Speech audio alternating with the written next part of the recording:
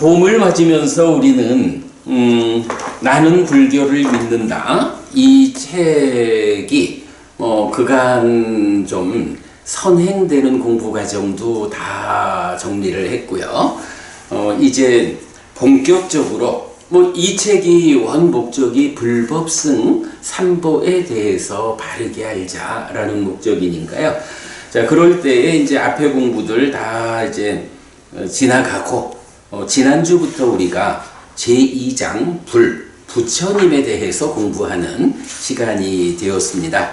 자, 그래서 이제 지난주에는 부처님을 순서적으로 공부해 가기 전에 또 여기서도 몇 가지 선행하는 공부로 그래서 열애가 출현한 이유 세 가지 법경을 통해서 생노사, 태어나야 하고 늙어야 하고 죽어야 한다라는 이런 현실적인 내 삶에 현실적으로 겪어야 하는 문제가 있는데 세상에 많은 스승들이 있어가지고 각각이 깨달음을 선언하고 세상 사람들을 이끄는데 그렇다고 해서 그 많은 스승들이 모두 다 삶에 속한 모든 문제를 해결했다 이렇게 말할 수는 없는 거였죠. 그래서 우리가 지난주에 마치마니까야 11번 사자후의 사자후 작은 경을 통해 가지고 네 가지 집착이 있다. 어떤 스승들은 그 네 가지 집착 가운데 한 가지만 겨우 해결해 놓고 다 했다 이래 선언하는 스승도 있고 어떤 스승은 두 가지, 어떤 스승은 세 가지 이렇게 그 집착이라는 것의 일부를 해결하고는 다 해결했다고 깨달음을 선언하고 대중을 이끄는 이제 이런 일을 하지만 사실은 불완전한 깨달음이어서 온전하게 대중들을 향상으로 이끌지 못한다. 그럴 때 부처님은 네 가지 집착 모두를 완전히 끊어내는 거죠. 그래서 그 네 번째 집착이 결국 나는 누구인가? 라고 하는 아어취 이런 거였잖아요. 그럴 때 이 나에 대한 다양한 주장들이 사실은 무아라고 하는 부처님 깨달아서 알려주는 내가 아뜨만이라고 하는 그런 존재 아니요. 무아요. 여기에 접근하지 못한 거죠. 오직 부처님이 그 무아를 선언하는 그리고 이렇게 무아가 선언될 때 궁극적으로 해결되는 문제가 있다. 사실은 자아라는 거 아뜨만이라고 하는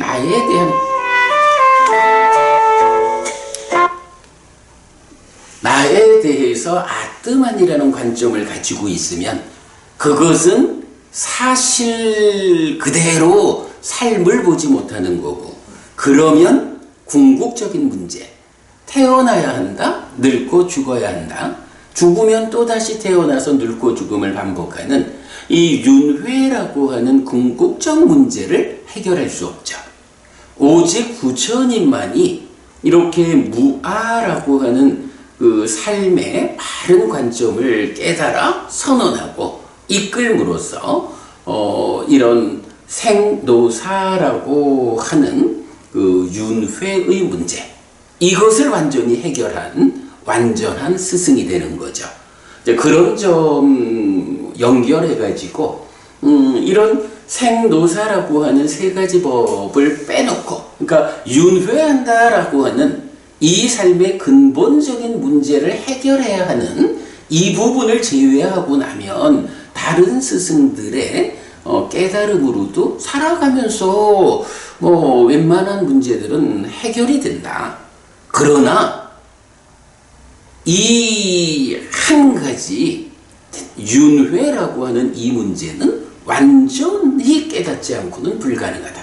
그래서 부처님이라는 이 완전한 깨달음을 성취한 이런 스승은 왜 필요하냐라고 하면 바로 태어나고 늙고 죽는다는 이 삶의 근본 문제에 대응하기 위해서 그 문제를 해결하기 위해서는 부처님이 오지 않고는 불가능하다.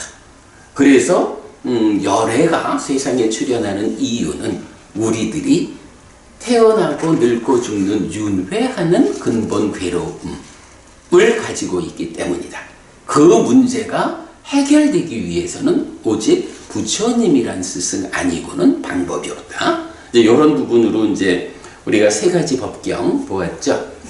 그 다음에 뭐 부처님의 좋은 명성에 대해서 보았고, 또 한 사람 품에서 열애 아라한 정등각이라는 이 한 사람이 어떤 사람이냐라고 다양한 각도에서 설명해 주었고요.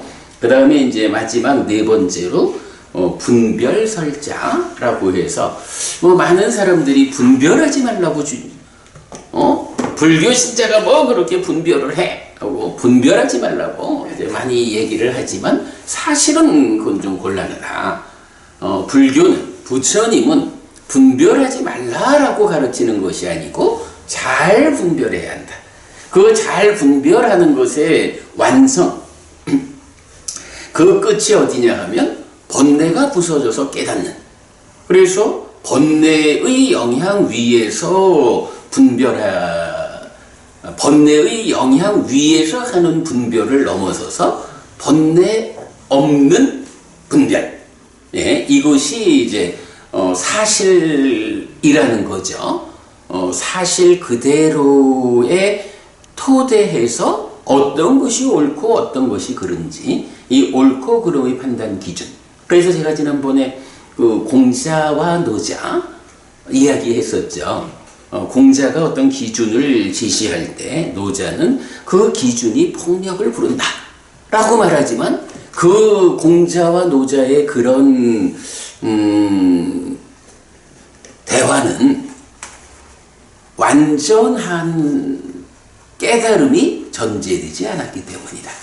예, 이제 그런 부분. 그래서 부처님은 하여간 당신 스스로 나는 분별설자, 잘 분별해서 설하는 사람이다 라고 말한다. 그래서 불교 신자 보고 분별하지 마 이렇게 말하는 것은 물론 이제 그렇게 말하는 분은 번뇌가 작용하는 분별을 하지 마 이런 의미를 말하는 거겠지만 그래도 그렇게 수식되지 않은 상태에서 분별하지 마라고 하는 것은 아예 그 행위 자체를 거부하는 말하자면 노자가 말하는 무위자연과 같은 나의 의지를 작용시키지 않는 삶 이제 이런 식으로 그 삶을 이끌 수가 있기 때문에 곤란하죠. 어쨌든 부처님 옳고 그름의 판단 기준을 제시하는 분이고 그 기준 정등각의 기준이기 때문에 부작용이 없는 기준, 폭력을 수반하지 않는 이 기준 위에서 어떤 상황마다 기준에 맞추어 가지고 분별해서 말한다. 예, 부처님 그런 분이다. 이렇게 이제 네 가지 측면을 이제 먼저 보았고요. 이제 오늘부터는 이제 본격적으로 부처님에 대해서 알아보는 공부 시작하겠습니다. 자, 67쪽입니다.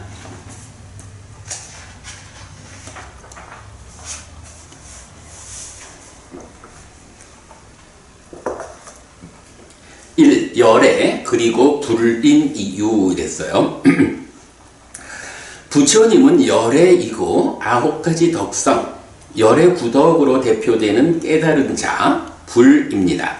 그러면 왜 열애이고 어떤 깨달음에 의해 깨달은 자입니까? 경은 이렇게 알려줍니다. 어쨌든 우리가 경에서 답을 찾는 거죠. 자, 그럴 때 이제 열애, 우리가 보통 부처님이라고 말을 하잖아요. 저도 그렇고 저도 늘 부처님 하는 거고 법우님도 불교 신자로 사는 한 부처님 이야기를 하게 되잖아. 그러면 그 부처님이 누굴까? 이제 이런 부분 거기서 출발을 하는 거죠. 자, 일단 이제 우리가 기본적으로 좀 보자면 우리가 그냥 부처님이라고 부르는 불교의 교주 이게 뭐 이제 말 그대로는 불이라고 중국에서 번역한 이 불을 우리가 부처님 이랬죠. 네. 그리고 불이라는 말은 원어로는 붓다 해서 깨달은 자 이런 의미가 되죠.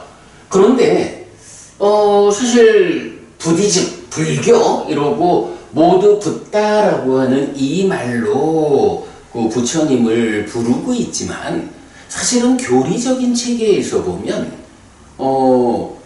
붓다, 불이라는 이 말이 우리가 말하는 우리 스승 부처님, 이 부처님을 대표하는 말이 아닌 것 같아요.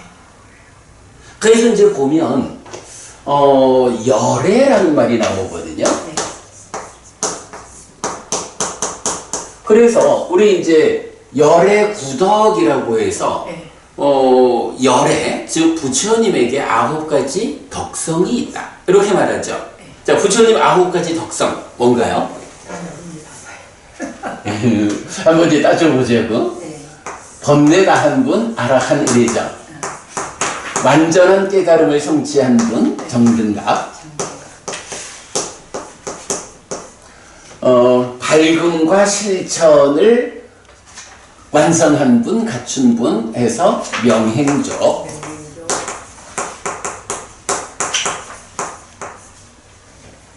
그 다음에 뭐 잘 가신 분 이래야 하지만 이제 의미로는 진리의 길을 앞서서 이끌어주는 분 이런 의미죠. 선서라고 하죠. 그런가 하면 세상에 대해서 온전하게 아는 분. 그죠? 세상 우리가 어쨌든 우리가 살아가는 이 영역이 어디냐? 세상이거든. 이 세상에 대해서 온전하게 알지 못하고는 이 세상이라는 중생의 삶의 영역에서 벗어나는 일을 못하지. 그래서 세간의 세상을 아는 분. 그 다음에 또 뭐죠? 명행적. 명행적은 나왔는데 아라한 정등과 명행적 선서 세간에. 무상사. 그게 이제 그래 무상사 조어장보 요래되죠. 그런데 요거는 중국에서 그 한문으로 이렇게 교리 체계가 나오면서 열의 구덕 아니고 열의 시포에서 부처님의 10가지 이름이라고 교리를 말할 때 무상사 조어장부 이러는데 니카야에서는 사실은 요 두 개가 2가지가 아니야. 그냥 하나 무상조어장부. 무상조어장부. 우리가 이제 사실 앞에서 공부하기는 했죠. 무상조어장부라고 해서 조어장부 중에 위 없는 분이야. 이제 그렇게 되고 그러면 아라한 정등각 명행적 선서 세간의 무상조어장부 그 다음에 또 뭐가 있죠? 천인사. 천인사라고 하면 하늘 사람과 인간들의 스승 이런 얘기죠. 왜 이거 그 짐승이나 지옥 중생들의 스승이라고는 안 부르고 하늘 사람과 인간의 스승이라고 할까? 요거 우리 그때 한번 봤죠. 우이독경이라고 소귀의 경을 읽어주면 소가 못 알아먹는 게 뭐 내 책임이야? 소 책임이지. 그래서 일단은 부처님의 가르침이 소리해줬을 때 그 가르침을 이해해서 삶을 향상할 수 있는 기본적인 학습 능력, 인지 능력을 가진 뭐 이렇게 우리가 이해했죠. 그래서 하늘 사람과 인간들에게 스승이 된다. 불. 네, 여기서 이제 불 이렇게 나오죠. 세전.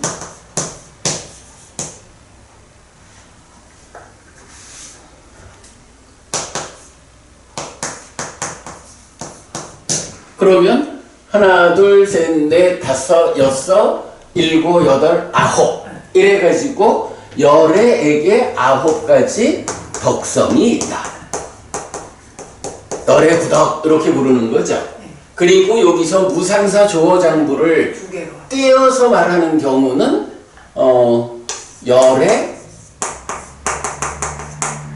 10호. 이러해서 열애의 10가지 이름이다. 이렇게 이제 하지만 니까야에서는 이제 이런 표현보다는 이제 열애의 9가지 덕성 이렇게 이제 나타나죠. 자, 그러면 이렇게 보면 붓다 깨달은 분이거든. 붓다라는 이 부처님이라는 말하고 이 9가지의 덕성을 포괄해가지고 말하는 열애하고 누가 더 대표성을 갖는 거예요? 열애. 그죠? 더 넓잖아, 그렇지? 열애라고 하는 이 깨달은 분, 우리가 불교의 교주, 이건 스승이 있어. 근데 그 열애가 어떤 깨달음, 어떤 성질을 가진 분이냐? 라고 할 때 그 9가지로 말하는 중에 불은 속해 있는 거라고. 그러니까 대승불교에서 열애응공, 정변지, 명행족, 선서세간에 그렇게 하잖아요. 열애응공, 정변지, 명행족, 선서, 세간에 세간의 무상사, 조장부, 천인사, 불, 세전. 이렇게 맞죠? 네. 그러니까 정변지라고 하는 게 이제 정등각. 어쨌든 정변지 이러면 바르게 두루 아는 이런 거고, 정등각 하면 이제 바르게 깨달은 이런 의미니까 그건 이제 같은 말이지. 예, 이제 그렇게 나와요. 그래서 일단은 우리가 부처님이라고 말하면 기본적으로 붓다, 불 요렇게 이제 이건 뭐 이게 또 맞는 말이야. 뭐 우리가 부처라는 말이 열애라는 말이 부처라고 불리는 건 원래는 아니란 말이야. 그래서 부처님이면 붓다, 깨달으신 분 여기에 맞는데 그래도 우리가 알아야 되는 것이 붓다, 부처라고 하는 이 개념은 열애 안에 포함되어 있는 개념이다.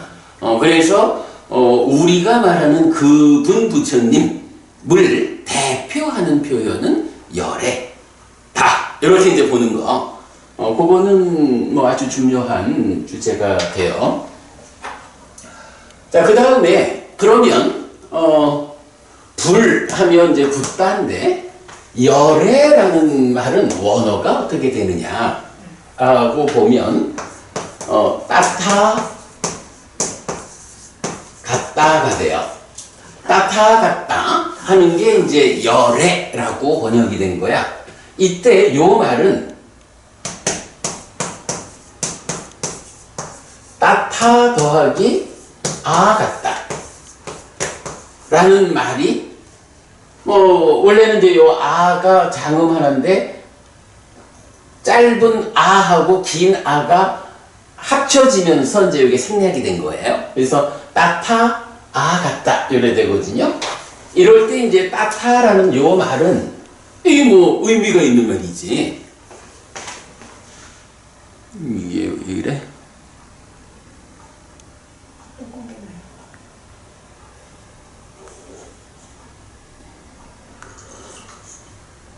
이게 왜 자기 맘대로 막 프로그램을 설치한다고 페이스북에 좀 빼놔줬었네. 자, 그래서 이제 이렇게 따타라는 말을 하고 아가따라는 말이 합쳐져서 열애 이렇게 되거든요. 이때의 따타라는 말은 트루, 리얼, 트루스 이래가지고 사실, 진실, 진리 이런 말이 되는 거예요. 그런가 하면 이제 아가따라고 하는 말은 요거는 뭐 커밍 이래 되는데 오다 이 말이거든. 그러면 따타와 아가따가 합해지면 뭐예요? 사실, 진실, 진리 요거하고 거기에서 왔다 요 말이 합해진 거야. 그래가지고 요 사실, 진실, 진리 요 말을 하면 이게 이제 같을 여자잖아요. 요걸로 이제 그 세상에 있는 진리 그대로, 세상에 있는 사실 그대로 요런 의미를 여라고 번역하고 오다니까 올레자 해가지고 열애 이렇게 번역이 되는 거거든요. 그래서 따타 같다. 사실과 사실온. 그러면 요거는 이제 어떤 의미가 될까? 뭐 어떤 의미로 붙여놨는지 모르지. 사실로부터 왔다. 아니면 사실 그 자체로서 왔다. 사실을 위해서 왔다. 뭐 여러 가지로 이제 붙일 수가 있는데 어쨌든 뭐 그거는 해석하기 나름이고요. 우리가 이건 중요한 거는 이렇게 열에 따타 같다라는 말은 따타 더하기 아 같다여서 사실, 진실, 진리라는 말하고 왔다라는 말이 합쳐져서 그러니까 근데 여기서 이제 사실 좀 우리가 조심스럽게 표현을 해야 되는 게 만약에 어떤 부처님이 어디에서 오셨어 이래 말하면 부처님이 온 그 어떤 자리라는 곳을 설정해야 되잖아. 그래서 이건 굉장히 조심스러운 거예요. 그래서 그게 뭐 말하자면 뭐 창조주의 자리로부터 왔어 이런 식으로 이해하게 되면 불교를 전혀 엉뚱하게 보게 되잖아요. 그래서 사실 그래서 요거는 뭐 사실로부터 왔다 이런 측면보다는 일단 부처님이 출현을 했거든. 출현을 했으니까 온 거야. 그런데 그 출현 그 자체가 사실 자체로서 부처님은 무엇이냐라고 하면 사실이요, 진리요, 진실이요. 요런. 그래서 이제 우리가 삼법인이라는 게 이제 기본적으로 부처님 깨달음이잖아요. 그럴 때 보면 열애의 출현 여부와 관계없이 세상에 존재하고 내 삶에 적용되는 원리요, 이치다.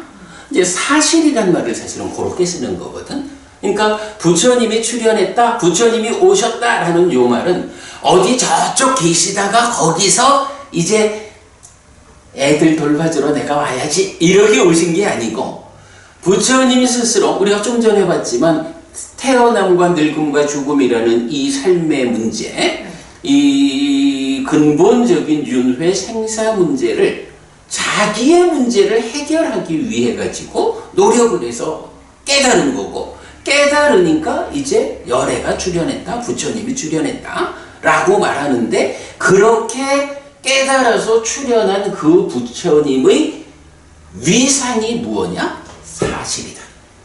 삼법인이라고 하는 또는 연기라고 하는 열애의 출현과도 상관없이 세상에 존재하고 있는 어떤 법칙성, 그래서 세상에 존재하고 내 삶에 적용되는 법칙성이야. 여기에는 조그만큼도 뭐 창조주 뭐 이런 개념도 피조물 이런 개념도 없이 오직 삶에 대한 사실 그대로의 해석, 삶을 있는 그대로 해석해낸 그걸 사실이라고 말하고 그게 진리고 진실인 거예요.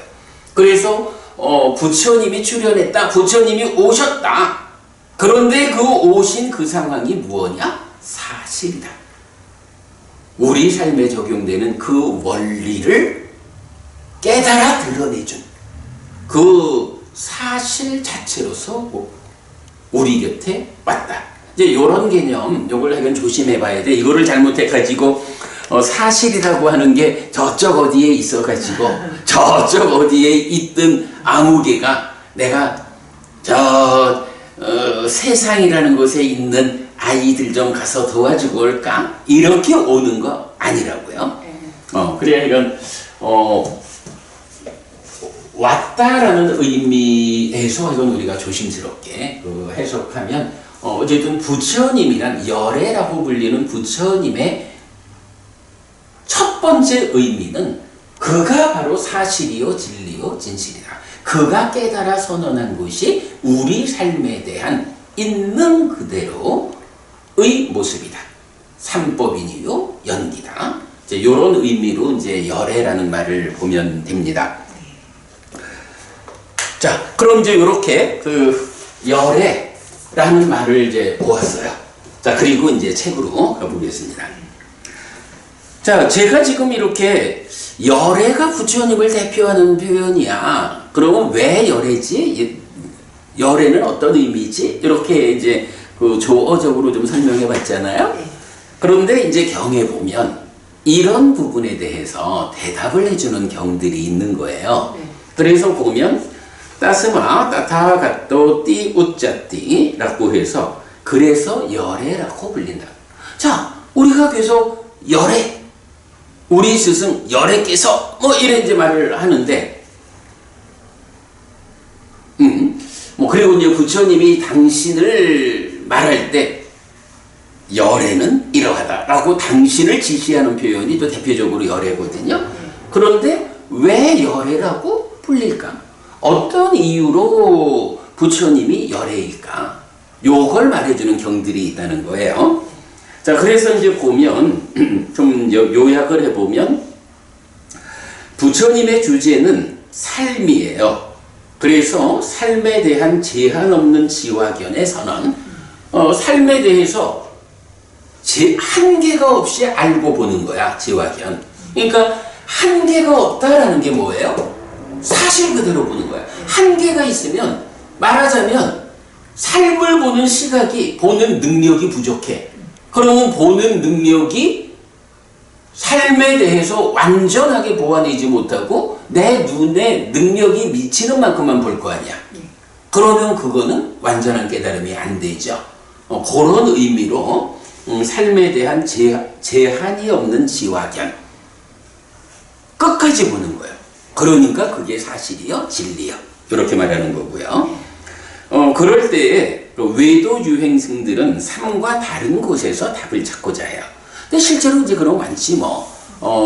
세상에도 철학하는 사람들 보면 뭐 형이상학적 뭐 이렇게 이제 무언가 우리 삶과는 관계없는 다른 어떤 쪽에서 관념, 개념 뭐 이렇게 접근하는 머릿속으로 상상해가지고 무언가 진리를 찾으려 하고 이래 하는데 외도 유행승들은 그런 식이지만 부처님은 아니다 이거요. 오직 의미 있는 거는 내 삶인 거예요. 그래서 우리가 뭐 책에 그 최상위 개념으로 늘 말하는 거지만, 자, 내가 어떤 존재일까? 내가 어떤 존재고 어떻게 살아가길래 내 삶에 괴로움이 생길까? 이 괴로움을 어떻게 해소할 수 있을까? 그래서 우리 계속 말하는 거죠, 부처님. 괴롭니? 행복하자. 아프니? 아프지 마. 행복해지고 아프지 않아지는 방법은 내가 가르쳐 줄게. 이게 불교의 최상위 개념이잖아요. 부처님의 모든 관심은 이렇게 삶에 있다. 그 삶에 대해서 제한이 없는 완전하게 알고 보는 이게 부처님의 깨달음이다. 라는 거 일단 이제 말하고요. 자, 그러면서 이제 이어서 나올 경들에서 열애라고 불리는 이유를 가르쳐줘. 요게 사실은 이제 제일 중요한 주제죠. 네. 그래서 보면 1번 적절한 때에 사실, 이익, 법, 유를 말한다. 그러니까 부처님은 사실을 말하는 분이야. 그 얘기는 뭐야? 거짓을 말하지 않는다는 거죠. 여기서 이제 거짓이 뭐 일부러 속이려고 하는 이런 거짓말을 말하는 게 아니라 아주 그러니까 삶에 대해서 있는 그대로를 설명해야 되잖아.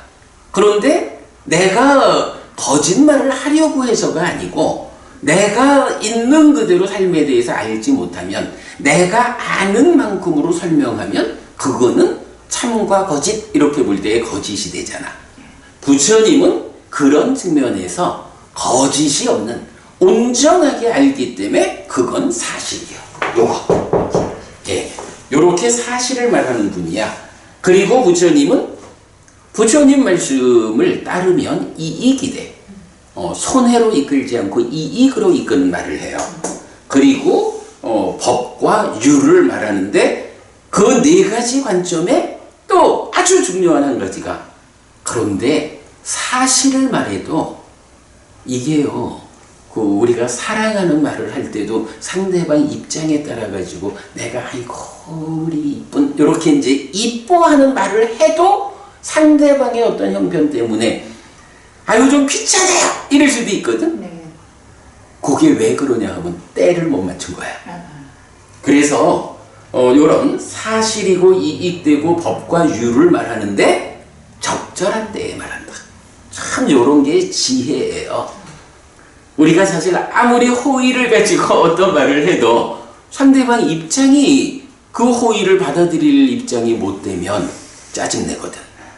예, 그래서 부처라고 불리는 이유 중에 우선 첫 번째, 열애라고 불리는 이유가 첫 번째가 사실과 이익과 법과 유를 적절한 때에 말한다. 요게 이제 한 가지 이유고요.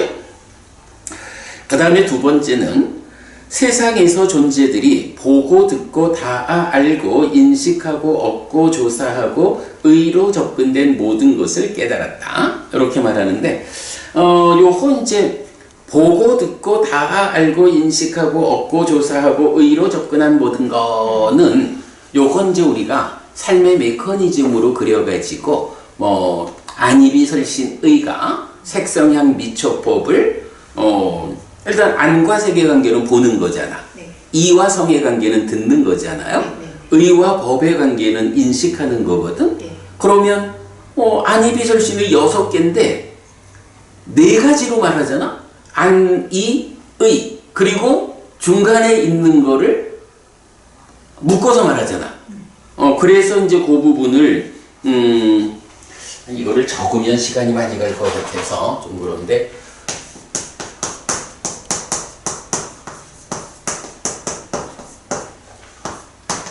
안과 색의 관계, 이와 성의 관계, 그리고 의와 법의 관계 해가지고 그러니까 이제 보고 듣고 인식하는 거야. 네. 그러면 여기에 비설신과 향, 미, 촉이 있죠. 네. 그러니까 냄새 맡고 맛보고 네. 닿아서 느끼는. 네. 촉감. 지금 보면 안이비설신의 색성향 미촉법 이렇게 말하지 않고 보고 듣고 뭐 하나를 말하고 인식하고 이랬거든. 그러면 중간에 나오는 요게 이제 뭐 무땅이라고 하는 단어가 쓰이는데 요거를 비설신 요 3가지를 묶어가지고 말한 거로 보면 되겠죠. 네네네. 예, 그래서 이제 여기에서 보면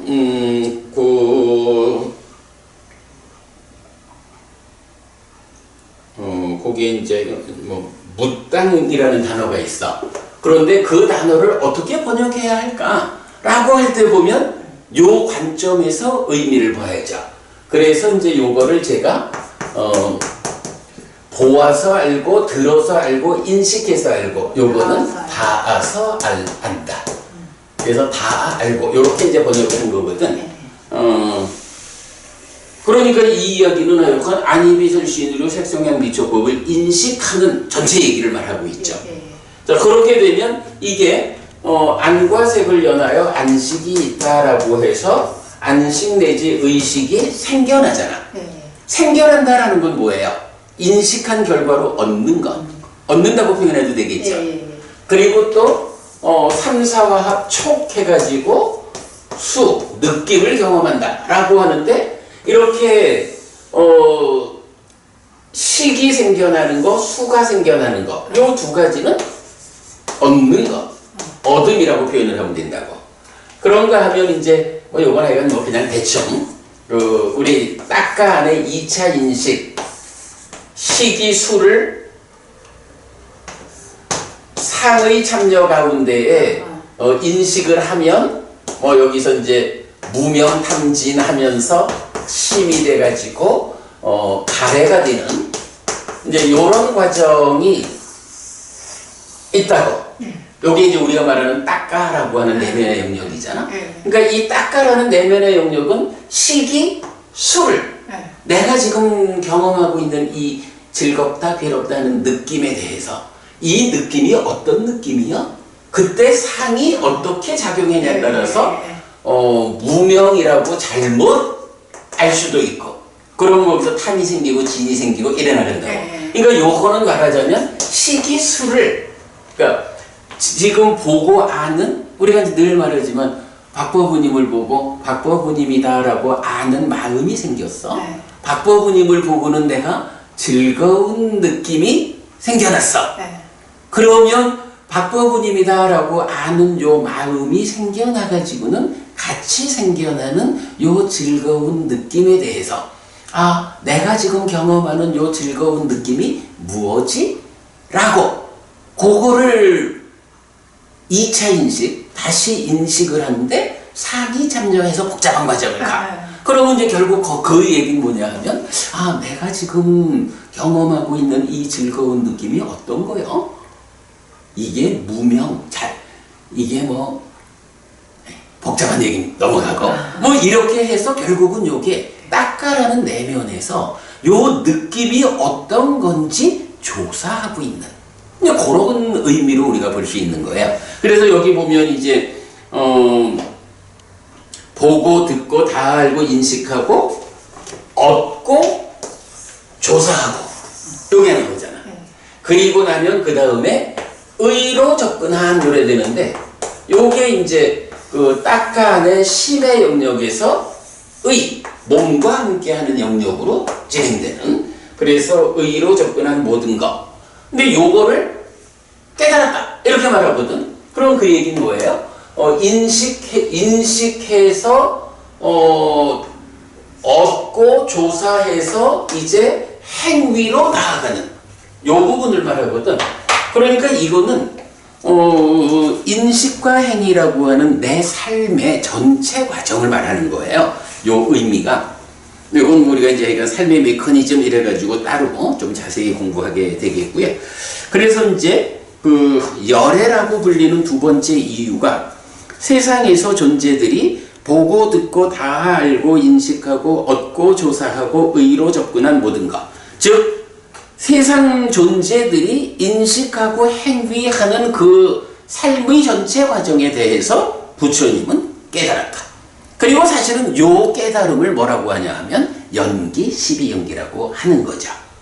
예, 그래서 그렇게 해서 부처님은 이런 삶의 과정 전체에 대해서 깨달았다 해서 열애라고 불린다. 그게 그러니까 열애니까 요거지 사실. 바로 그 연기라고 하는 삶의 과정 이것을 있는 그대로 보는 그게 사실이요. 사실과 온 이렇게 이제 합해지는 거. 자, 그 다음에 세 번째 열애가 말하고 대화하고 가르친 모든 것은 참이지 거짓이 아니다.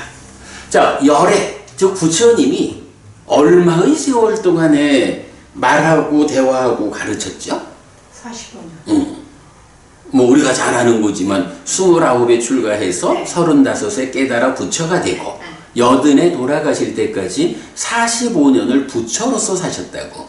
그 45년의 세월 동안 많은 사람을 만나서 말하고 대화하고 가르쳤다고. 그런데 그 45년 동안에 부처님 말하고 대화하고 가르친 그 모든 것은 참이지 거짓이 아니야.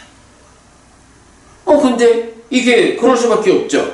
왜 열애라고 불리냐 할 때 1번 적절한 때에 사실, 이익, 법유를 말하잖아. 부처님은 사실을 말하기 때문에 열애라고 불리거든. 그러니 열애, 부처로서 살아간 그 45년 동안 말씀하신 모든 것이 거짓일 수가 없는 거죠. 그리고 뭐 그럴 수밖에 없어. 이미 깨달아 부처가 되신 분이고 번뇌가 완전히 부서진 분이잖아. 그러니 아까도 말했지만 번뇌의 영향 없이 부작용 없는 완전한 기준 위에서 분별해서 말하는 분이고, 이러니까 부처님의 말씀이 사실 아닌 것이 있을 수가 없죠. 예.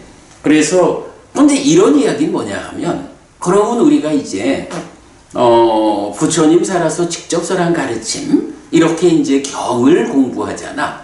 이 경에 대해서 의심할 이유가 없는 거야. 이거 뭐 정말일까?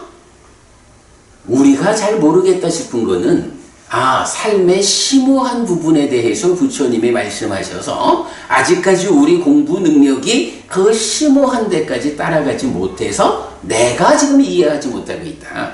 내 공부가 성숙하면 알게 될 거예요. 요런 자세로 경을 공부할 때 그 경에서 부처님을 바르게 만나고 내가 성숙할 수 있지. 지금 내가 모른다고 해가지고 이게 뭐 말이 돼? 하고 부처님 때로는 좀 황당한 말씀도 하셔. 이렇게 접근하면 안 되는 거죠. 45년간 부처님 하신 말씀은 참이지 거짓이 아니다. 이게 믿음이죠. 4번 말하는 대로 행하고 행하는 대로 말한다. 이 얘기는 제가 여러 번 했죠. 네. 하여간 법을 설하고 범행을 드러내는 이런 부처님의 역할이 있는데 그거 말하는 대로 행하고 행하는 대로 말한다. 그리고 5번째, 세상에서 존재들 가운데 정복자이고 정복되지 않은 자이고 다른 것이 있음을 보는 자이고 지배자이다. 이랬어요. 존재들 가운데 정복자, 정복되지 않은 자. 어떤 의미에서 정복인가요? 왜 부처님, 그러니까 열애라고 불리는 이유가 존재들 가운데서 정복하는 사람이지 정복되는 사람이 아니야. 그렇죠. 뭐 여기서 뭐 우리가 대표적으로 뭐 그 마라라고 불리는 네. 뭐 그런 개념으로 보면은 될 거고요.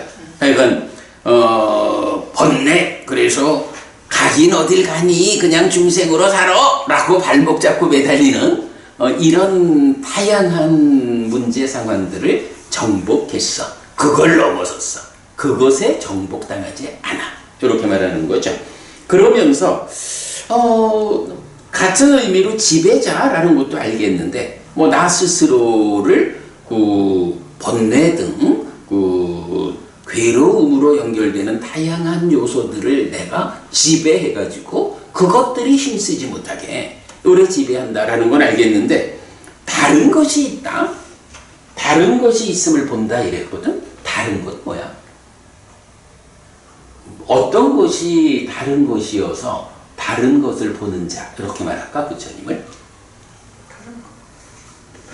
뭐라고 대답이지? 그래서 이제 우리가 네. 뭐 삼법인 늘 말할 때도 재행무상 재행계고 재범무아라고 말하면서 행이라고 불리는 것들은 무상하고 괴로움이고 무아요. 그런데 요 무아에는 재행이라고 안 쓰고 재법이라고 한다고. 그러니까 무아라는 성질을 가지는 것에는 행에는 포함되지 않는 어떤 것이 있는 거야. 그리고 그 행에 포함되지 않는 그 어떤 거는 행이 가지는 성질, 무상하다, 괴롭다 라는 요런 성질을 안 갖는 거야. 그래서 이제 행에 포함되지 않는 어떤 것을 말하게 되는데 성질이 다른 거니까 일단 무상하지 않죠.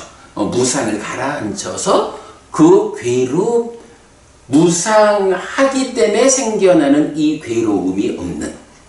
그래서 무상은 가라앉았고 행복의 성질을 가지는 어떤 것이 있다. 그래서 행이라고 하는 것에다가 그 어떤 것을 합해가지고 재범부화. 그것도 다 무하다. 이렇게 말하거든. 그럴 때 바로 그 행에 속하지 않는 어떤 것.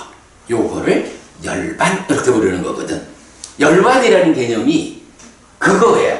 그러니까 우리가 그 중생이라는 이름으로 살아가는 동안에는 어쨌든 탐진치, 번뇌 이런 것 때문에 결국은 괴로움을 만드는. 뭐 그래도 우리가 이런 공부를 통해서 삶을 향상해 가면 지금보다 훨씬 괴로움이 줄어들고 행복이 늘어나잖아.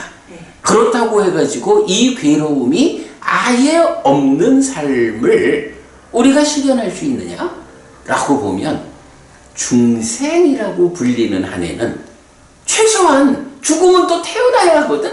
그래서 이 윤회한다, 생로병사, 사고 이 네 가지 근본적인 괴로움은 벗어나지 못한 이런 상태가 중생이라는 상태거든. 그럴 때 바로 그 중생이라고 하는 요 삶에서 벗어났기 때문에 삶이 향상돼. 내가 뭐 하늘에 태어난다 이래도 그만큼의 괴로움은 있어 라는 요런 중생들의 삶의 영역, 요 세상이라고 부르는 데서 아예 그 괴로움이 제로가 되는.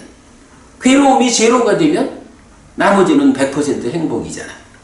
요렇게 우리가 중생이란 이름으로 있는 동안에는 괴로움이 아주 없는 삶을 살 수가 없거든. 그러나 중생이라는 이러한 세상에서 내가 중생의 세상 밖으로 나가버리면 중생 세상 안에 있는 그 괴로움까지도 놓고 벗어나잖아. 그거를 이제 열반 이렇게 부르는 거거든요. 그러니까 이제 다른 것이 있음을 본다라는 요 말이 부처님 이전에 다른 스승들은 자 열심히 공부하자, 열심히 삼매를 닦자 이래가지고 높은 하늘로 올라가는 거야. 그래서 우리 뭐 많이 질문하는 게 그거잖아. 부처님 처음 출가하면 알라라빨라마라는 스승한테 가서 무소유초라는 높은 하늘을 성취하잖아. 그 다음에 그것도 만족스럽지 않다라고 해서 또 우타카라마 붓다라는 스승한테 가서 비상비비상처라고 해서 중생들의 세상, 윤회하는 세상의 꼭대기까지를 삼매로서 올라간다고. 그리고도 부처님이 이건 깨달음의 길이 아니여. 또다시 하늘에 태어나는 곳으로 이끌 뿐이지 태어나면 늙고 죽어야 하는데 이런 근본적인 괴로움을 완전히 해소하는 그런 방법이 아니여. 나는 이거 원하고 출가한 거 아니여. 나는 그야말로 태어나지 않게 돼서 이 윤회하는 근본 가르침, 근본 괴로움까지도 완전히 해소된 그야말로 괴로움 제로 행복 100의 삶을 실현하려고 출가했어. 이래가지고 떠난다고. 그러니까 이제 거기서 우리가 이런 말을 할 수가 있는 거야. 세상 어떤 스승들도 알지 못하고 보지 못해서 가르치지 못하는 그게 바로 이런 중생들의 삶의 영역을 벗어나서 실현되는 열반 요거거든. 그러니까 이제 여기 요러면 이제 우리가 말할 수 있는 거야. 세상 누구도 보지 못하고 설명하지 못하는 세상에서 알고 있는 것과는 다른 자리가 있어. 이렇게 다르다라는 걸 말할 수 있죠. 경에서는 요 다르다라는 표현을 참 많이 써요. 그래서 요게 이제 원어로는 안냐라는 말이 나오는데 요게 원래 이제 안냐 해가지고 이게 다르다라는 의미야. 다르다. 근데 요 다른 거에 이제 뭐 장음이 붙지만 결국은 같은 말에 의미를 부여하는데 다른 것이라는 의미를 지금 요렇게 우리가 설명하는 중생들의 삶에서 벗어난 이렇게 태어나면 또 늙고 죽고 하는 이런 윤회하는 영역에서 우리가 살아가는데 이런 우리가 살아가는 이 영역이 아닌 이 영역 밖으로 벗어난 그 자리, 그거는 우리의 삶과는 다른 곳이야. 다른 삶이야. 그죠? 그렇다고 거기에 어떤 땅이 있다 이런 의미는 아니고 삶의 문제를 이렇게 해결한 거지. 그래서 다른 것이라는 그 의미의 연장에서 요 안냐라는 곳이 나는 요거를 무위의 암 이렇게 번역을 하거든요. 바로 그 의미야. 중생들의 삶이 유위적인 삶이거든. 유위적인 중생들의 삶과 다른 무위의 상태. 열반을 실현한 그 암. 더 이상 번뇌 때문에 잘못 분별하지 않게 된 그런 중생들과는 다른 암. 요 의미거든요. 그래서 요 안냐라는 요 말, 무위의 암. 요걸 성취하면 아라한이 되는 거야.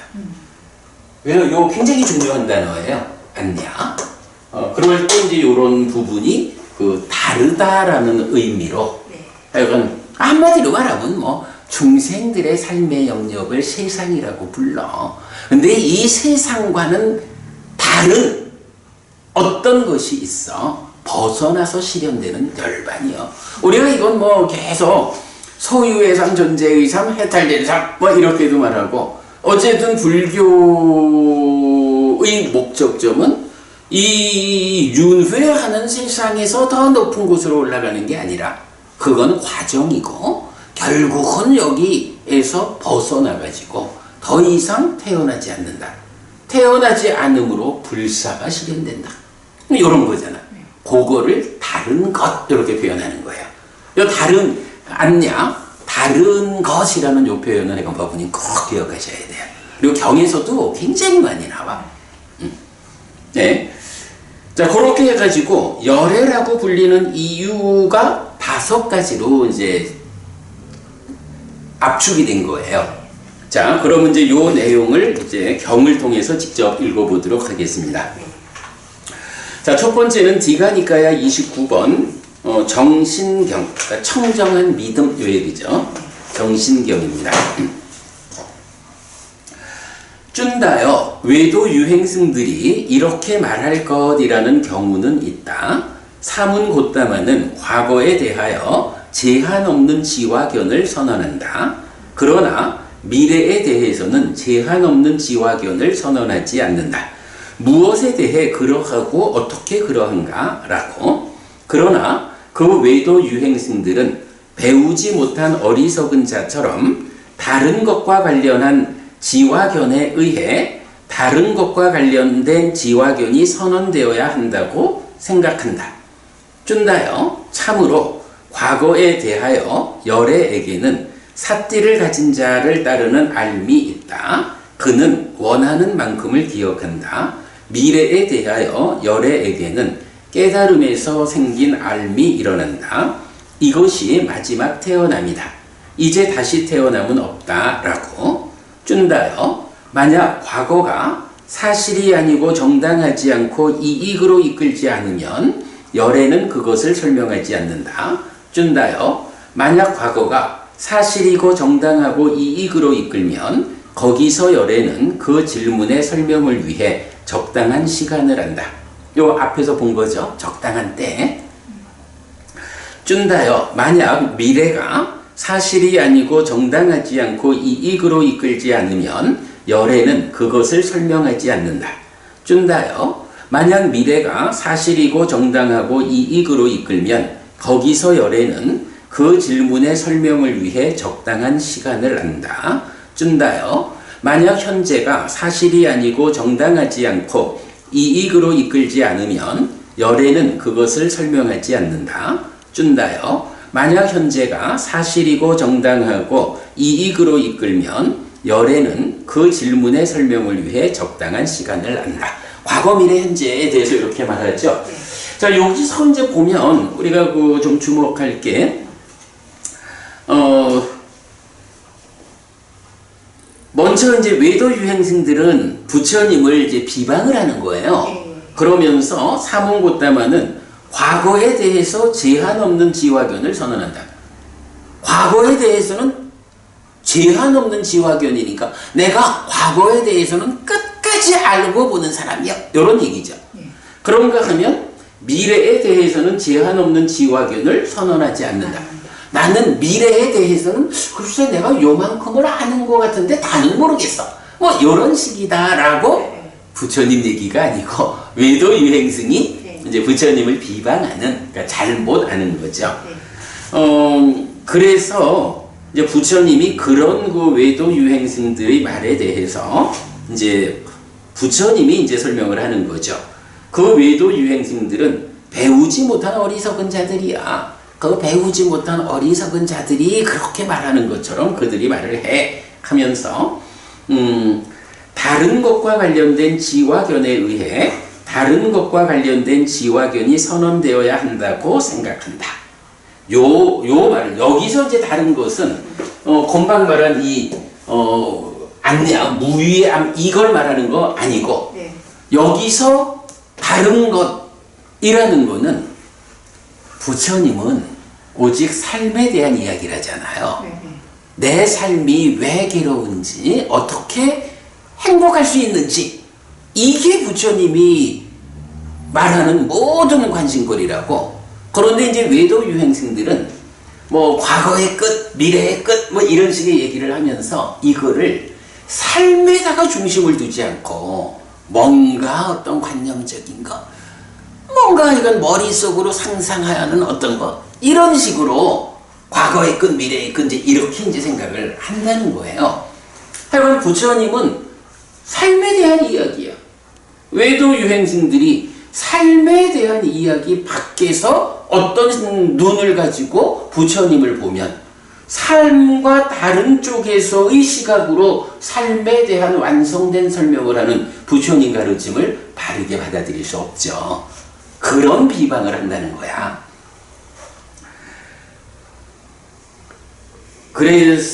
그리고 이제 여기서 그러면서 이제 부처님은, 그러니까 외도 유행승들은 이렇게 삶과 다른 관점에서 보려고 하니까 부처님 가르침이 과거에 대해서는 뭐 제한 없는 지화견, 그런데 미래에 대해서는 그걸 선언하지 못해, 이렇게 말하잖아. 그런데요, 자, 우리가 이제 이거 사실 아주 멋진 주제야. 삶이라는 걸, 부처님은 어쨌든 삶에 대한 이야기라고, 네. 이 삶에 대한 이야기를 기준으로 과거의 끝, 미래의 끝, 이렇게 말하자면 네. 과거의 끝은 무엇고 미래의 끝은 무엇일까? 대답해 보셔요. 끝이 있을까요? 아니, 생각하자면 삶이라는 거, 네. 이 삶은 지금 이제 몸과 마음이 함께한, 네. 그래서 중생이라고 불리는 나의 삶이잖아.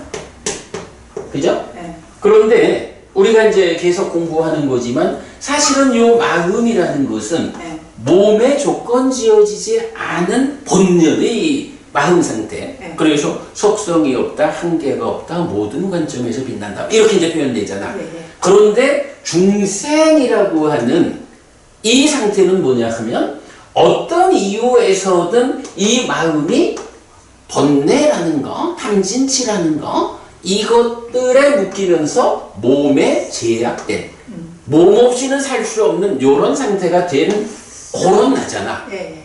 그러면 이런 삶의 관점, 외도 유행승들은 시작과 끝을 이렇게 안 보고 딴 데서 보니까 이제 그렇지만 부처님은 오직 삶에 대한 이야기 라고 보면 부처님 과거의 끝과 미래의 끝을 말할 수 있지 않을까? 생과 사. 그래, 생과 사고, 그 생사라고 하는 게 뭐냐 하면 결국은 마음과 몸이 네. 요거잖아. 네. 말하자면 마음이 처음 몸과 만나는 어떤 시점이 있었다면 네. 그게 사실은 나라는 존재, 윤회하는 존재인 내가 시작되는 거잖아. 그지? 마음이 어떤 형편에서든 몸을 만나면. 그러면 과거, 이게 그냥 불 하나 꺼놓고 저쪽 끝, 이쪽 끝 이러면은 참 답을 찾을 수 없겠지만, 네. 삶이라는 관점에서 내가 지금 살아가고 있거든? 그러면 나라는 이 존재는 언제, 말하자면 전생, 얼마나 오랜 전생 어느 시점에 내 마음이 몸에 죄악되는 상황이 생겨서 중생으로 생겨났을까? 이렇게 볼 수도 있는 거예요. 그러니까 삶이라는 관점에서 보면 과거의 끝이라는 게 네. 우리가 볼 수는 없지만 의미는 찾을 수가 있잖아. 그죠? 근데 이제 사실 이거는 어려운 거지. 우리 이제 경에서 보면 특히 시작을 할 수 없은 상류다, 이런 이제 많은 경들이 무명에 덮이고 가래에 묶여서 옮겨가고 윤회하는 중생에게 윤회의 시작점은 알려지지 않는다, 이러잖아. 네. 그 윤회의 시작점이 알려지지 않는다라는 게 사실은 삶의 과거의 끝이지요. 그지? 윤회가 시작하는. 네. 근데 그거는 알 수 있는 방법은 하나죠. 무명과 가래를 해소하면 네. 무명과 가래 때문에 알 수 없는 시작점을 알게 되겠지. 부처님은 누구냐 하면 무명과 가래를 다 해소한 아라한, 이렇잖아. 그러니까 부처님은 그 과거의 끝, 윤회가 시작된 그 시점을 보겠죠. 그제 방해가 없으니까. 그 얘기야. 그러면 미래의 끝이라는 건 어떻게 봐야 하지? 미래의 끝도 삶과 다른 쪽에서 그냥 선 하나 그어놓고 저 끝이 어딜까? 이렇게 찾으면 찾을 수가 없을 거야. 근데 삶이라는 관점. 어쨌든 부처님은 오직 삶에 대한 이야기를 한다고. 그럼 삶에 대한 삶의 시작, 과거의 끝이 마음이 몸과 처음 만나는 몸에 구속된 이런 윤회의 시작점이다 라고 한다면 미래의 끝은 어떻게 되겠어? 몸이 사라질 때. 그래. 우리가 이제 우현경 얘기 계속 하잖아. 이 몸으로 살아있는 동안에 무명과 가래가 해소되지 않고 몸이 무너지면 몸으로 간다. 그러나 무명과 가래를 해소하고 몸이 무너져 죽으면 몸으로 가지 않는다. 몸으로 가지 않는 게 뭐야? 마음이 몸이 없는 상태, 몸의 구속으로부터 벗어나. 요게 뭐냐 하면 열반의 시련이잖아. 열반의 시련이 뭐야? 깨닫는 거고. 그게 윤회에서 벗어나는 거잖아. 그러니까 삶의 이야기 아니고 그냥 선 하나 거놓고 끝까지 가보자 이러면 끝을 말할 수가 없는 거야. 그런데 불교는, 부처님은 오직 삶에 대한 이야기이기 때문에 이 삶에는 사실은 과거의 끝과 미래의 끝을 말할 수가 있는 거예요. 그지? 그래서 과거의 끝, 윤회가 시작된 때, 미래의 끝, 깨달아서 윤회에서 벗어나면 세상의 끝이라는 건 뭐 신경 쓸 거 아니고 내가 나의 삶에서 이제 더 이상 괴롭지 않은 괴로움지로 행복백의 열반을 실현해서 깨달아 윤회에서 벗어났어. 요래되면 이제 나라고 하는 몸과 마음이 함께한 중생으로의 삶 자체가 끝나는 거 아니야. 즉 이 끝이라는 것은 깨달음이죠. 그죠? 요렇게 이제 볼 수가 있는 거야. 그러니까 이제 이 경에서 부처님은 외도 유행승들은 이렇게 삶의 측면에서 보지를 못하고 삶과 다른 거, 말하자면 그냥 선 하나 거놓고 그 끝을 찾아가 보자 이러면 끝이 없는 거야. 이제 그렇게 이제 그 외도 유행승들은 다른 것과 관련된 지화견에 의해 다른 것과 관련된 지화견이 선언되어야 한다고 생각한다. 그러나 그렇지 않다라고 해서 과거에 대해서는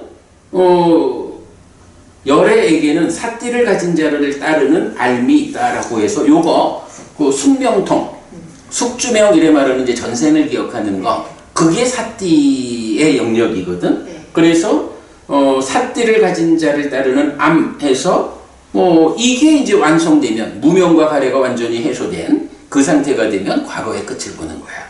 그리고 그래서 이제 그거를 그는 원하는 만큼 기억한다. 전생을, 아까 우리 전생을 얼마나 볼까? 뭐 이런 표현도 원하는 만큼 내가 언제 이런 중생의 삶이 시작되었을까? 윤회하기 시작했을까? 그것까지도 보는 거야. 과거의 끝이야. 그런가 하면 미래에 대해서 열애에게는 깨달음에서 생긴 알미 일어난다 라고 해서 이것이 마지막 태어남이다. 이제 다시 태어남은 없다. 요게 뭐예요? 요게 그 깨닫고 윤회에서 벗어나는 거잖아. 바로 그 깨달아 윤회에서 벗어나는 다시는 몸으로 가지 않는 요 상태가 미래의 끝이다 라는 말을 부처님은 선언을 하고 있는 거야. 외도 유행승들은 이렇게 삶의 관점에서 부처님이 과거의 끝, 미래의 끝을 선언하고 있는데 삶과 다른 쪽에서 보려고 하니까 뭐 삶은 것다마는 뭐 전생 이야기, 숙명통 이러니까 뭐 과거의 끝에 대해서 말을 하는 것 같은데 미래에 대해서는 말을 안 해. 이렇게 이제 오해하고 있는 거죠. 그러나 사실은 부처님 오늘 이 얘기에서 가장 중요한 게 이거야. 삶이 오직 부처님의 관심은 삶이야. 부처님이 우리를 이끄는 오직 하나의 관점도 최상의 개념. 괴로울 것이요, 행복할 것이요. 누가? 그대가 그대의 삶이. 이래 되는 거잖아. 그럴 때의 끝과 끝을 부처님은 선언하고 있다. 깨달아 윤회에서 벗어나는 그때 이게 미래의 끝이다. 이제 이런 부분을 이제 여기서 우리가 분명히 알 수 있죠. 요게 이제 그 과거의 끝, 미래의 끝 요 표현은 다른 경들에서도 좀 나와요. 그래서 뭐 대표적으로 맞지마니까야 79번 사콜루다이 작은 경에서는 이제 과거의 끝 이렇게 말할 때는 이제 숙명통, 숙주명에서 전생을 보는 능력으로, 그리고 미래의 끝에 대해서는 이제 천한통, 이건 이제 죽고 태어남을 보는 거잖아. 그러면 여기서 이제 천한통이 끝이다 이렇게 말하는 게 아니고, 천한통을 성취한 사람이래야 나하고 미래의 끝에 대해서 대화할 수 있어. 그러겠죠. 뭐 죽고 태어나는 것을 직접 보는 이런 능력이 있다라고 하는 것은, 이런 업에 의해서 죽어서 어디에 태어났다 이렇게 미래를 아는 거니까, 그러면 이렇게 업에 의해서 미래를 이해하는 사람이래야 결국은 업의 완성을 통해서 깨달아 윤회에서 벗어나는 그 끝을 나하고 말할 수 있다. 이제 이렇게 표현되는 거죠. 예, 그 과거의 끝, 미래의 끝, 요 부분 이제 보았고요. 자, 그 다음에 이제 밑으로 내려보면, 쭌다여, 이렇게 과거, 미래, 현재의 법들에 대해 열애는 적절한 때에 말하고, 사실을 말하고, 이익을 말하고, 법을 말하고, 유를 말한다. 그래서 열애라고 불린다. 왜 열애냐고요? 왜 답을 주는 거야, 그죠? 아주 표현이, 어제도 우리가 이제 어제는 우리 부산불교 의사회법회 했거든요. 거기서도 이제 독송집 제2장 깨닫고 실현한 법 요 공부 시작했는데, 거기서도 제가 그렇게 말한 거야. 법부님, 부처님이 깨달은 법이 무엇이죠? 사실은 뭐 그렇게 물으면 뭐 사람들에 따라서 그래도 답을 많이 하지. 삼법인이고 뭐 영기고 뭐 이래 말을 할 거 아니야. 발정도고. 그래서 제가 딱 그 얘기를 했거든. 다 맞는데 만약에 부처님 스스로 나는 이걸 깨달았어 라고 직접 말씀해 주신 게 있다면 고민하지 않아도 되지 않을까 그랬거든. 근데 실제로 경에 보면 열애는 이것을 깨닫고 실현했다 라고 부처님이 직접 말씀하시는 게 3가지 경이 있다고. 그 경에서 삼법인과 연기와 오온에 대한 이야기를 하거든. 그래서 제가 딱 그런 거야. 우리가 경을 공부하면 고민하지 않아도 되는 주제가 참 많어. 부처님이 직접 내가 깨닫고 실현한 건 이거요 라고 알려주는데, 그 경을 보면서 우리가 부처님이 무엇을 깨달았지? 라고 고민할 이유가 없는 거예요. 그냥 경을 보면 답이 있어. 그죠? 지금 이제 여기서도 마찬가지인 거예요. 우리가 계속 부처님 하면 이제 열애 구덕, 그래서 열애 다 갔다 이 말을 하는데, 왜 열애지? 어떤 점에서 열애일까? 우리 부처님이 열애라고 대표되는 이유가 뭐지? 라고 부부님 고민해야 되나? 아니, 경보가 고민할 이유가 없는 거야. 그치? 네. 오늘 수업이 딱 그 수업이에요? 아니요, 스님 법문들 때요. 경복이 아니고. 아니야. 그건 물론 이제 그거는 제가 중간에 그런 역할을 좀 하고 있지만, 그래도 저를 통해서도 사실은 법부님이 경을 만나는 거지, 해피 스님이 경과 다른 어떤 이야기를 하지는 않잖아. 그러니까 해피 스님을 매개로 경을 만나는 거란 말이야. 그래서 어쨌든 답은 경에 있는 거야. 근데 실제로 이래 보면 이런 궁금증, 왜 부처님이 열애지? 이거 이유가 딱 나와 있는 거야. 이렇게 찾아보면 돼. 예, 우리가 지금 이런 공부를 하고 있다라는 거 아주 중요하죠. 자, 그래서 이제 어쨌든 처음 그래서 열애라고 불린다라는 요 표현이 처음 나온 거예요. 그래서 보면 과거, 미래, 현재의 법들에 대해서 열애는 적절한 때에 말하고, 사실을 말하고, 이익을 말하고, 법을 말하고, 유를 말한다. 그래서 열애라고 불린다. 아까 얘기했지만 아무리 사랑스러운 말도 때를 잘못 맞춰서 맞아. 말하면 곤란해. 이건 우리가 많이 겪는 거예요, 삶에서. 말도 그렇고 돈도 그렇고. 돈도 쓸 때 써야지. 그렇죠. 그럼 이 적절한 때라는 게 쉽지 않지만, 사실은 그 적절한 때를 아는 능력이 지혜 이렇게 봐도 되죠. 예. 그래서 이런 이제 열애라고 불리는 이유 첫 번째는 그거였어요. 자, 그 다음에 그리고 쭌다여 신과 마라와 범천과 함께하는 세상과 사문 바라문과 신과 사람과 함께하는 존재들이 보고 듣고 다 알고 인식하고 얻고 조사하고 의로 접근한 모든 것을 깨달았다. 그래서 열애라고 불린다. 아까 뭐 대충 설명한 거지만 요거.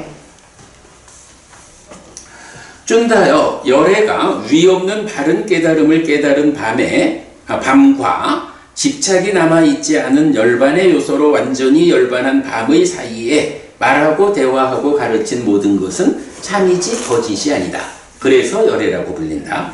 자, 열애가 위 없는 바른 깨달음을 깨달은 밤, 요게 35에 깨달아 부처된 고밤이죠. 네. 그리고 집착이 남아있지 않은 열반의 요소로 완전히 열반한 밤, 요거 열반제일 이렇게 부르는 부처님 여든에 돌아가신 고밤을 말하는 거죠.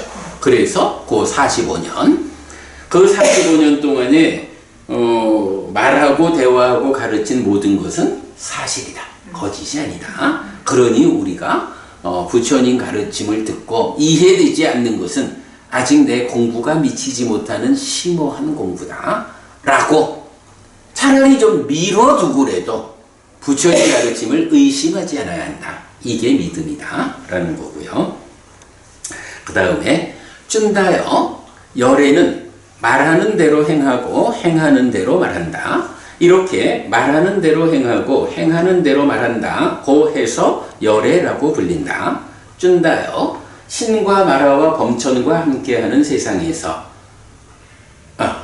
거기에 일단 말하는 대로 행하고 행하는 대로 말한다 해서 열애. 그 다음에 신과 마라와 범천과 함께하는 세상에서 사문바라문과 신과 사람과 함께하는 존재들 가운데 열애는 정복자이고 정복되지 않은 자이고 여기서는 이제 다른 것이 있음을 본다라고 하는 건 요거죠. 그러니까 외도 유행승들이 삶과 다른 쪽에서 보려고 하는 이거는 잘못된 방향이죠.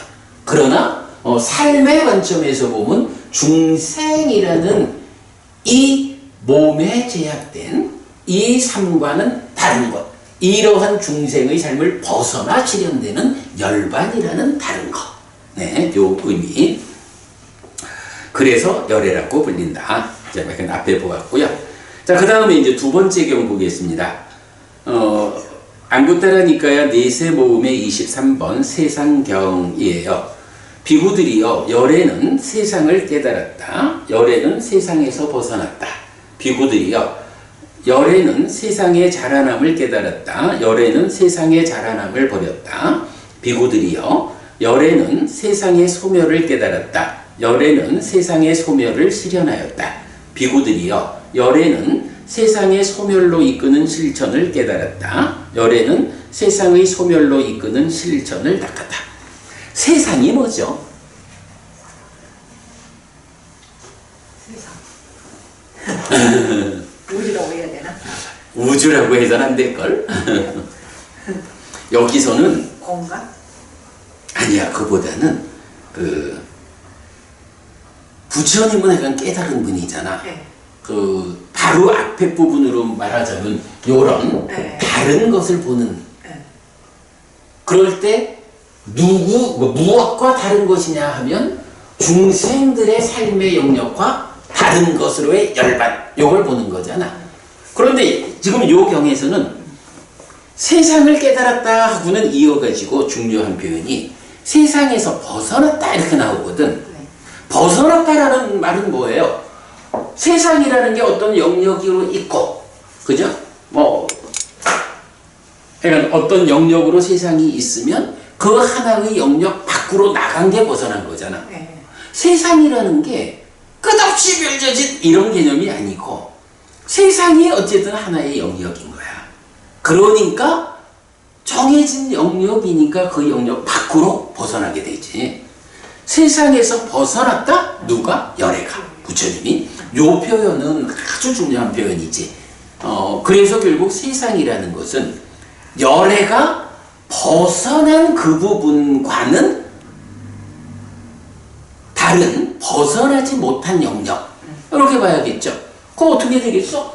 딱 요거지 뭐.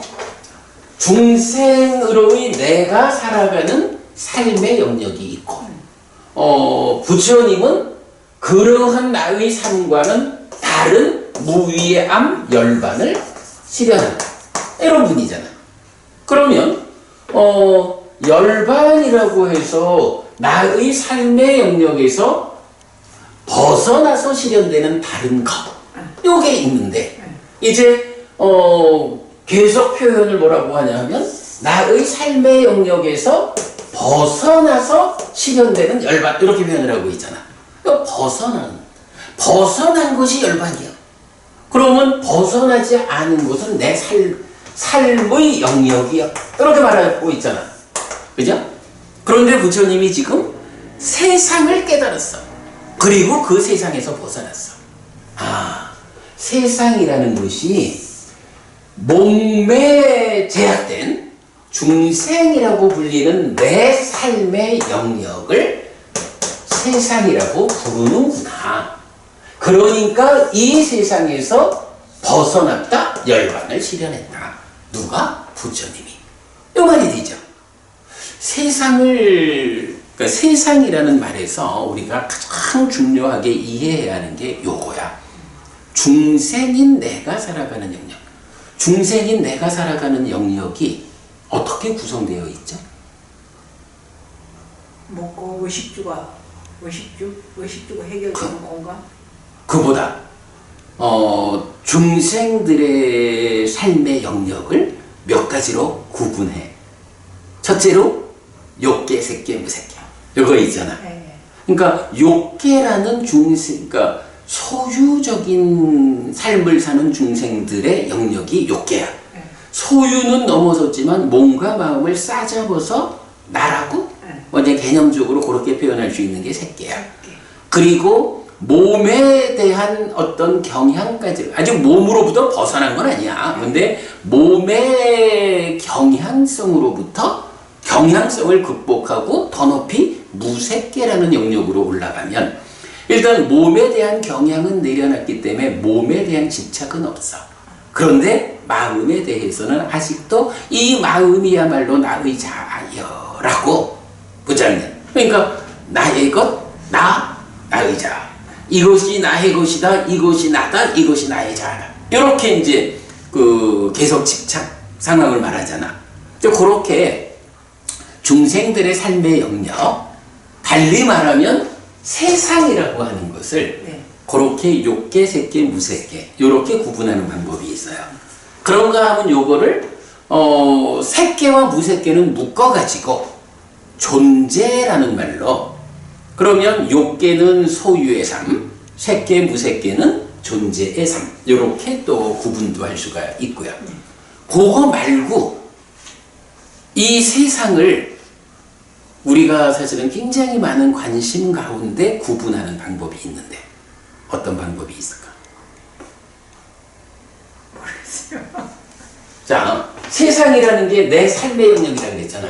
삶이라는 것은 하여간 살다가 죽으면 마음이 새로운 몸으로 간다. 이렇게 해서 태어나잖아. 그러면 세상은 내 마음이 몸으로 가서 태어나는 그 영역으로 구성되어 있어. 그러면 마음이 어떤 몸과 만나느냐를 가지고 세상을 구분할 수도 있겠지. 그렇죠. 그렇게 보면 어떻게 구분할 수 있나요? 여기서 이제 결국은 몸이라는 개념은 이제 윤회라는 개념이잖아. 몸으로 가서 태어나니까. 그럴 때에 바로 그 윤회에서 태어나는 데를 5가지로 말하잖아. 지옥, 축생, 악귀, 인간, 천상. 그러면 이제 욕계, 색계, 무색계라고 말할 때는 사실은 이 지옥, 축생, 악귀, 인간, 천상 중에 천상에도 보면 욕계에 속한 낮은 하늘도 있는 거야. 그리고 그래서 이제 그게 우리가 욕계 6천에서 뭐 잘 알지, 사왕천, 33천, 야마천, 도솔천, 화락천, 타화자재천, 요런 6개의 하늘은 하늘 가운데에는 소유적인 삶을 사는 좀 낮은 하늘이고, 그 위에 색계, 무색계라는 더 높은 하늘이 있고, 이제 그렇게 이제 그래서 중생들의 세상을 구분하는 방법은 이렇게 욕계, 색계, 무색계. 색계, 무색계는 묶어가지고 존재해서 소유의 삶, 존재의 삶. 그런가 하면 내가 죽은 다음에 어디에 태어날까요? 라는 이 윤회에 대한 구체적 요런 구분이 지옥, 축생, 아비, 인간, 천상 요런 식으로 이제 그 나의 삶의 영역, 중생들의 삶의 영역인 세상을 구분하는 거야. 그러면 이제 부처님이 세상을 깨달았다. 요거 뭐야? 뭐 그냥 대략만 하면 부처님이 세상을 깨달아서 알려주는 것이 무엇이냐? 아, 이 세상 중생들의 삶의 영역은 어떻게 살아가느냐? 그것을 뭐 질적 수준으로 구분을 해보자면 욕계, 색계, 무색계라고 이런 소유를 동력으로 살아가느냐, 몸을 동력으로 살아가느냐, 마음에 집착된 뭐 이렇게 설명할 수, 이렇게 깨달은 설명도 되고 소유냐 존재냐 이렇게도 되고 지옥부터 천상까지 이렇게도 되고 이렇게 부처님은 중생들의 삶의 영역을 다양한 관점에서 깨달아서 알려준다고. 부처님이 세상을 깨달은 내용이죠. 그리고 결정적으로 부처님은 그 세상을 벗어났다고. 벗어났다? 열반을 실현했다. 그 다른 곳 무위의 알무로 나아갔다. 이렇게 되는 거죠. 자, 그리고 나면 이제 그 다음에 열애는 세상의 자라남을 깨달았다라고 해서 자라난다라는 건 뭐예요? 이 중생들의 삶의 영역, 이 세상이 자라난다는 건 커진다는 얘기지 뭐. 왜 커질까? 중생들이 올바르게 삶을 향상으로 이끌면 저 낮은 지옥, 축생, 악귀 이런 낮은 세상들은 없어지고 하늘, 그러니까 인간과 하늘이라는 높은 질적 세상만 남을 텐데 중생들이 배우지 못하면 어떻게 돼? 거꾸로 가잖아. 그러면 자꾸만 인간이나 신들이나 이런 삶에 살지 못하고 악귀로 내려가거나 축생이 되거나 지옥으로 가거나 자꾸만 중생들의 삶의 영역이 커지는 거예요. 요런 걸 이제 자라남, 세상의 자라남 이러고, 요게 이제 개인적으로는 우리 이제 연기 또 사성제 일에 말할 때는 괴로움이 생겨나서 자라난다. 이렇게 쓰는 표현 나오거든요. 개별적으로는 그 사람이 어떤 삶을 사느냐에 따라서 그의 괴로움이 생겨나 자라난다. 많이 생겨나서 많이 자라나면 그가 지옥 가는 거고. 요런 이제 해석이 되고요. 여기서처럼 세상이 자라난다 라고 하는 것은 그렇게 포괄적으로 중생들이 이 삼점 양면이야. 사실 3000년 공자님 시절에도 요즘 애들은 예의가 없다 뭐 이랬대잖아. 그죠? 그랬다잖아. 그러니까 중생들의 삶이 과학의 발전에 따라서 좀 더 편리해질 수는 있지만 그 가운데에서 훨씬 더 좀 이기적이 되고 폭력적이 되고 이러면서 사실은 세상은 타락해가고 이런 세상이 그 세상이 타락해가는 것을 말하는 게 뭐냐 하면 세상이 자라난다 이렇게 표현하는 거거든. 네. 그리고 열애는 세상의 자라남을 버렸다. 바로 그렇게 타락해가는 그런 세상, 중생으로의 삶의 영역 세상을 버렸어, 떠났어. 이렇게 하는 거고요. 그 다음에 세상의 소멸을 깨달았다, 실현했다. 세상의 소멸이라는 건 뭐겠어? 바로 중생으로의 삶의 영역이 소멸한다라는 것은 개별적으로 내가 중생으로의 삶에서 벗어나면서 나에게 중생의 삶이 없는 거예요. 소멸된 거예요. 이런 개념. 그리고 이렇게 세상이 성자들에 의해 가지고 좋은 방향으로 나아가면 그렇게 중생들의 삶의 영역, 무명과 가래에 묶인 이런 삶이 그런 삶의 영역이 그렇죠. 줄어드는 거, 소멸하는 거 이런 표현이고요. 그 다음에 세상의 소멸로 이끄는 실천을 깨달았다. 그리고 닦았다. 요건 뭐예요? 세상이 일반적으로 중생들이 그 탐진치를 동력으로 살아가니까 자꾸 자라난다고. 그런데 자라나는 삶을 살아보면 안 된다. 소멸하는 삶을 살자. 라고 해서 부처님은 실현을 했다고. 그러면 어떤 방법으로, 그죠? 어떻게 세상 사람들이 대부분 세상이 자라나는 쪽으로 사는데 어떻게 세상이 소멸하는 쪽으로 살아서 그 소멸을 실현할 거냐 하는 데는 방법이 필요하죠. 그 방법을 세상의 소멸로 이끄는 실천. 요게 뭐예요? 팔정도. 네, 이렇게 되는 거죠.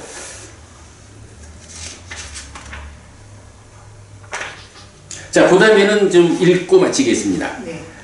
비구들이여, 열애는 신과 마라와 범천과 함께하는 세상과 사문바라문과 신과 사람과 함께하는 존재들이 보고 듣고 다 알고 인식하고 얻고 조사하고 의로 접근한 모든 것을 깨달았다. 그래서 열애라고 불린다. 앞에 경하고 중복되죠. 네. 비구들이여, 열애가 위없는 바른 깨달음을 깨달은 밤과 집착이 남아있지 않은 열반의 요소로 완전히 열반한 밤의 사이에 말하고 대화하고 가르친 모든 것은 참이지 거짓이 아니다. 그래서 열애라고 불린다. 앞에 반복이고요. 네. 비구들이여, 열애는 말하는 대로 행하고 행하는 대로 말한다. 이렇게 말하는 대로 행하고 행하는 대로 말한다고 해서 열애라고 불린다. 이것도 반복이죠. 네. 비구들이여, 신과 마라와 범천과 함께하는 세상에서 사문바라문과 신과 사람과 함께하는 존재들 가운데 열애는 정복자이고 정복되지 않는 자이고 다른 것이 있음을 보는 자이고 지배자이다. 그래서 열애라고 불린다. 요것도 앞에 중복돼요. 그러면 정신경하고 세상경 두 개의 경을 통해 가지고 대부분 중복적으로 왜 열애라고 불리는가 하는 이유가 중복돼서 나오고요. 그 가운데 이제 그 정신경에서는 그 첫 번째로 제시되는 그 적절한 때에 말하고 사실을 말하는 요거 하나를 중복되지 않게 딱 제시하고 있죠. 네. 그런가 하면 세상경에서는 세상을 깨닫고 벗어났다 해서 세상의 자라남, 세상의 소멸, 세상의 소멸로 이끄는 실천. 요거를 딱 제시하고 나머지는 반복되죠. 네. 그러면 요 두 개를 합쳐 놓으면 값이 나오죠. 왜 열애라고 불리느냐? 우리 스승 부처님이 열애, 9가지 덕성을 갖춘 열애요 라고 하는 데는 요 두 개의 경을 통해서 확실히 알 수 있다. 예. 그렇게 이제 우리가 기억을 하면 되겠고요. 오늘 사실은 이게 부처님을 정의하는 이 내용이어서 오늘 우리가 조금 어려운 부분도 있지만 그보다는 아주 흥미롭고 중요한 주제를 여러 가지 보았고요. 자, 오늘 이제 본 중에 세상경에서 세상을 깨닫고 벗어났다 하는 요 부분을 세상 대신에 괴로움이라고 바꾸면 어떻게 될까? 세상 대신에 괴로움으로 바꾸면 열애는 괴로움을 깨달았다. 열애는 괴로움에서 벗어났다. 열애는 괴로움의 자라남을 깨달았다. 괴로움의 자라남을 버렸다. 괴로움의 소멸을 깨달았다. 소멸을 실현했다. 괴로움의 소멸로 이끄는 실천을 깨달았다. 닦았다. 이러되면 세상을 괴로움으로 바꿔놓으면 그게 뭐예요? 사성제가 되잖아. 그죠? 결국은 그러니까 세상경에서는 중복되는 이유에다가 한 가지 대표로 꺼내놓은 게 부처님은 고진멸도 사성제. 근데 그 고라고 하는 것이 중생들의 세상에 있는 거. 이래가지고 고를 세상이라는 용어로 표현하고 있지만 사성제를 깨달은 이런 의미가 되겠죠. 다음 주에는요, 열애, 그래서 열애라고 불린다 라는 말에 이어가지고 유사하게 이제 그 70쪽에 있죠. 2번에서 따스마 붓도스미. 그래서 나는 부처입니다. 그래서 열애라고 불린다 하는 건 세상 사람들이 우리 스승을 열애라고 부릅니다. 뭐 이런 의미라면 이제 두 번째는 뭐냐 하면 부처님이 이러이러한 점이 있어. 그래서 내가 부처요. 라고 이제 여기 열애에 속한 요거죠. 불. 열애에 속한 불 붓다. 이 부처 깨달은 자라고 불리는 이 붓다. 열애 부덕의 한 가지 거기에 대해서 이러이러한 이유가 있어요. 그래서 내가 부처입니다. 라고 이런 것을 깨달았기 때문에 내가 부처다. 라고 왜 부처인가? 이유를 설명해 주고 있어요. 여기서도 사실은 그 대표적인 개념이 뭐 사성제 그림 그려져 있지만 지금 세상경에서 세상을 괴로움으로 바꾸면 사성제잖아. 조금 표현을 달리하지만 왜 부처인가 라는 데서도 결국은 사성제로 나오는데 그 부분 우리 다음 주 수업하도록 하겠습니다. 오늘 공부 재밌었나요? 어려웠나요? 어려웠습니다. 어려웠지. 사실은 어려운 공부지. 그런데 그래도 재미도 있었죠. 예. 사실은 굉장히 흥미진진한 주제지 뭐. 참 보면 제가 참 다시 말씀드리지만 고민할 이유가 없어. 경에 다 있어. 그지? 우리는 그저 경에서 우리가 필요한 주제를 찾아내기만 하면 돼. 그게 공부죠. 자, 공부 마치겠습니다. 삼마삼부토 바가와 스와카토 바가와타 담모 수파티판노 사와카 상고띠. 세조는 정등각이시다. 세조로부터 법은 잘 설해졌다. 제자들의 상가는 잘 실천한다. 찌랑띠타뚜 로까스밍 삼마삼부타 사산한띠. 정등각의 가르침이 이 세상에 오래도록 머물기를. 이차마항 얀냥 야지똥 양마마 아싸 디가라땅 히타야 수카야띠. 오랫동안 나에게 이익과 행복을 주는 자선행을 실천하리라. 이당다낭 페따낭 냐띠살로 히타낭 우파까빠뚜. 이당다낭 페따 냐띠살로 히타 파리분잔뚜띠. 이 보시가 돌아가신 친지와 혈육들에게 도달하기를. 이 보시가 돌아가신 친지와 혈육들이 사용하기를. 오늘도 우리가 훌륭한 법의 등을 함께 달았습니다. 이 법의 등의 공덕이 오랫동안 여러분에게 이익과 행복으로 함께 하기를 바랍니다. 또한 오늘의 이 법보시의 공덕이 여러분 생각하시는 그분들에게 도달하고 사용되기를 바랍니다. 수고하셨습니다. 감사합니다. 수고하셨습니다. 수고하셨습니다.